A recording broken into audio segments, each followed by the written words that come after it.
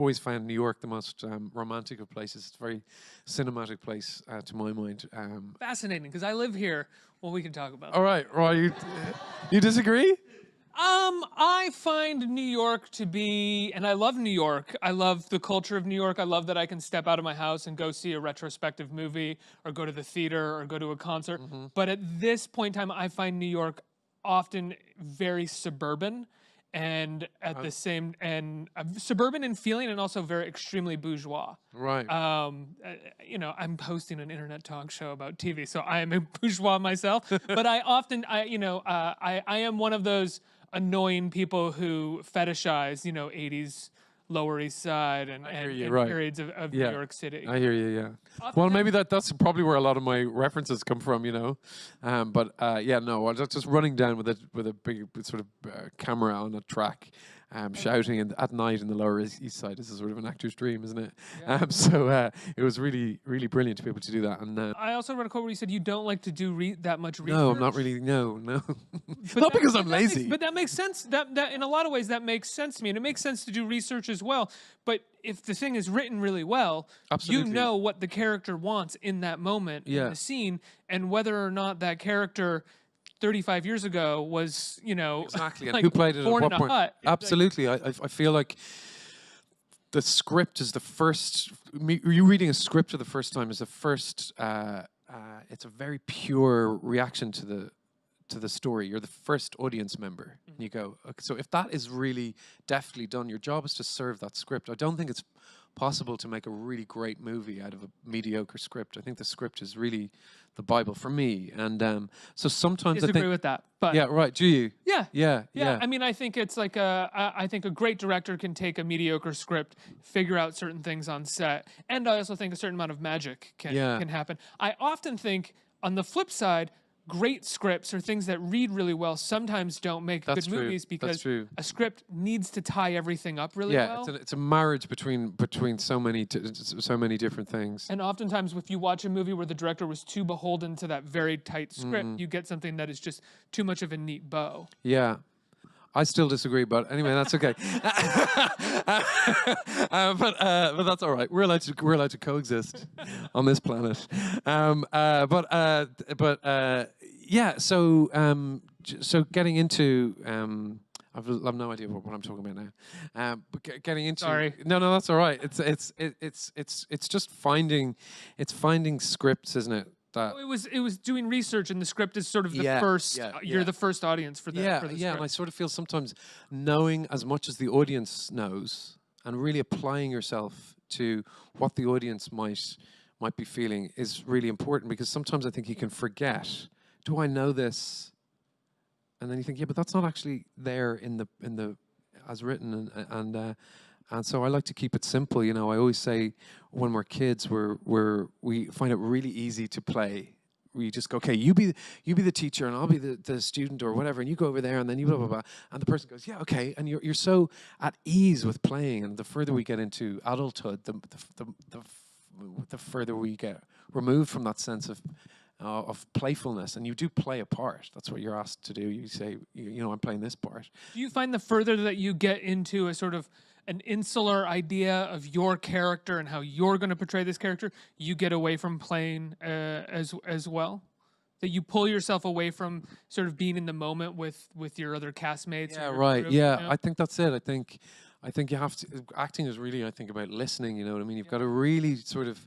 I always think between action and cut is your time, and sometimes on those big sets you have, it's intimidating. Like on those, like I was in Spectre, the big James Bond thing, and you think, wow, it's incredible. They've spent a lot of money on this, and it's very intimidating. There's 300 people there that you don't know, and you come in, you think, oh my God, there's lots of these famous actors, and you have to sort of go, okay, between action and cut, that's your time. Yeah. And you have to, the audience can really sense. I suppose that's what I mean about the script and everything, and why they can really sense if you're alive or if it's authentic at that point. And so you've got to be able to shut out all that other stuff. And that's why I kind of love the theater so much, because the storytelling is so immediate.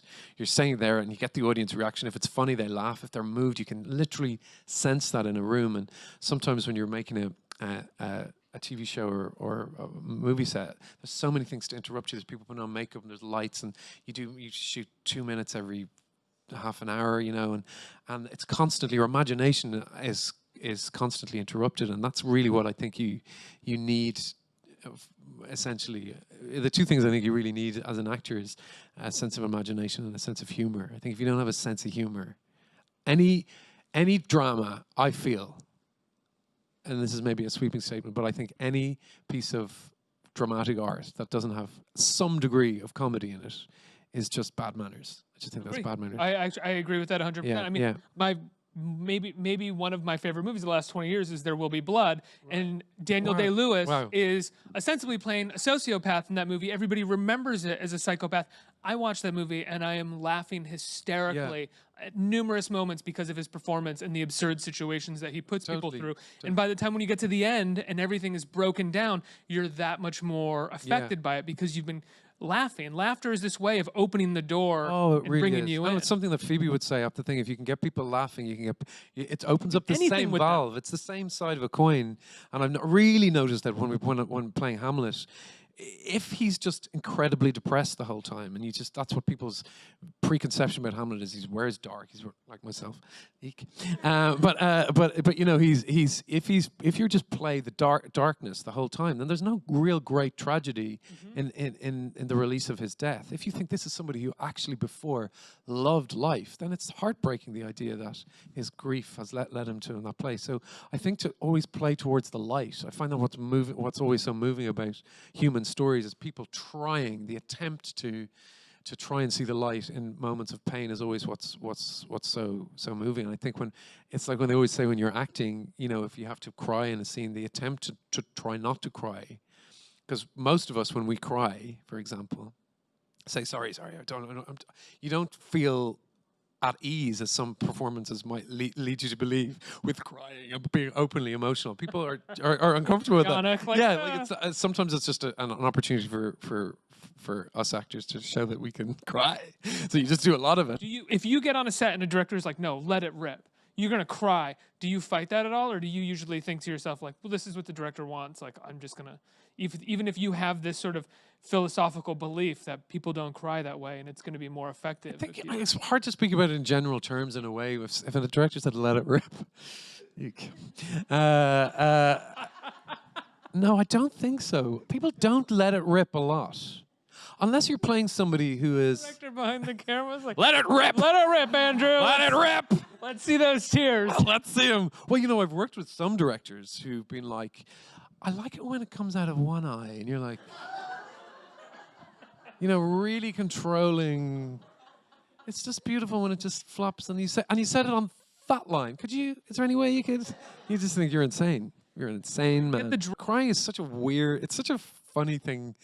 It's sort of fetishized, crying, I think, on screen. Yeah, it's a sort of it's like, oh my God, it's real, and then but laughing, I suppose, it's to me, it's the same. It's the same. We don't see an awful lot of genuine laughing. I love to see people genuinely laughing on screen as well. I think that's so hard to do. It's very hard to do. And when you watch a movie or a TV show where people are laughing, I mean, it's a pet peeve of mine, where characters are laughing and you're like, that's not funny. Why is everybody laughing? You know, but it's like they want to show that these people have a good time together. Well, accessibility is another terrible word that happens sometimes on sets, which is they want to just see how accessible you are. They want to see, and actually, I think people like to look at. It's why Succession is such a great show that's on television at the moment. That there's these sort of terribly venal, awful characters, to a certain degree, and I think people love watching that. You know, I like when humor is, you know, disguised. You know, where you don't all have to be falling about the place laughing the whole time or smiling. That's another one.